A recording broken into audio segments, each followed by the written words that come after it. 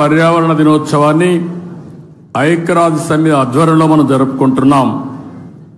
దీనికి కారణం మీరు చూస్తే ఈ సంవత్సరం ఒక థీమ్ ఇస్తారు. End plastic pollution. Plastic pollution ని పూర్తిగా దీన్ని కంట్రోల్ చేయాలి. దీనికి ఏ విధంగా రీసైకిల్లో ఇవన్నీ ఉపయోగించాలి అనే విషయంలో అవగాహన పెంచడానికి తీసుకున్నాం. మన రాష్ట్రానికి మనం ఒక్కసారి వస్తే 37,421 చదరపు కిలోమీటర్ల అడవులు ఉన్నాయి. ఇది మొత్తం విస్తీర్ణం 22.96%. ఈరోజు మన రాష్ట్రానికి ఒక పెద్ద అడ్వాంటేజ్ ఏంటంటే అడవుల్లో చెట్లు ఉండడమే కాకుండా రాయలసీమలో నల్లమలై ఫారెస్ట్ ఉంది. అదే రాయలసీమలో హార్టికల్చర్ పెద్ద ఎత్తున అభివృద్ధి అవుతా ఉంది. ఎప్పుడైతే హార్టికల్చర్ బాగా అభివృద్ధి అయ్యే కొందికి ప్లెయిన్ ఏరియాలో కూడా చెట్లు వస్తున్నాయి. దీనివల్ల గ్రీన్ కవర్ పెద్ద ఎత్తున పెరిగింది.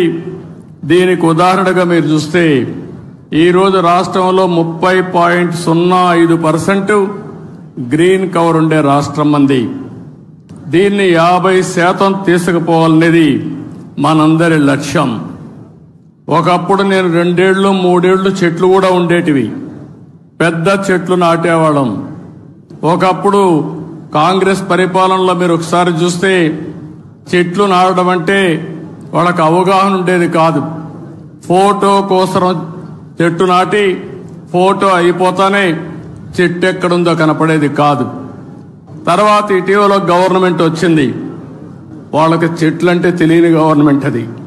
చెట్టు వల్ల ఉపయోగం తెలియదు, చెట్లు నరకడం తప్ప చెట్లు పెట్టనే గవర్నమెంట్ అది. ఆ రోజు మనం అందరం మాట్లాడుకున్నాం. ఎక్కడన్నా ముఖ్యమంత్రి హెలికాప్టర్లో పోతా ఉంటే కింద నుండే చెట్లన్నీ ఎగిరిపోతాయి.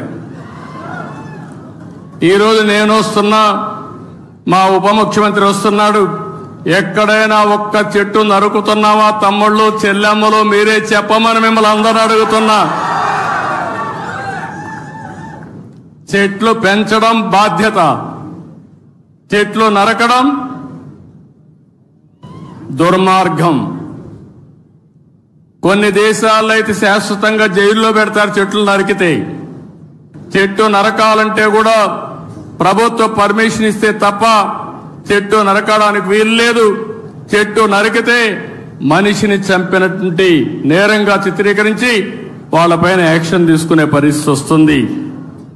అందుకే నేను మిమ్మల్ని ఒకటే కోరుతున్నాం. 4-5 సంవత్సరాల్లో మన రాష్ట్రం కనీసం 37% గ్రీన్ కవర్ కావాల్సిన అవసరం ఉంది. దీనికి హార్టికల్చర్ డెవలప్ చేస్తాం.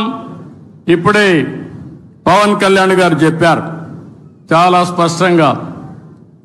ఎప్పుడు కూడా నాకు ఒక అనిపిస్తుంది, ఇవన్నీ మనం అనుకోవడం, ఇవన్నీ కానీ ఆచరించగలిగితే నేను ఒక మాట అడుగుతున్నా ఇక్కడ ఉండే వాళ్ళందరినీ. మీ లైఫ్లో 10 చెట్ల కంటే ఎక్కువ పెట్టి మేము పెంచుతున్నామని చేలిపైకెత్తండి. 10 చెట్ల కంటే ఎక్కువ. ఓకే.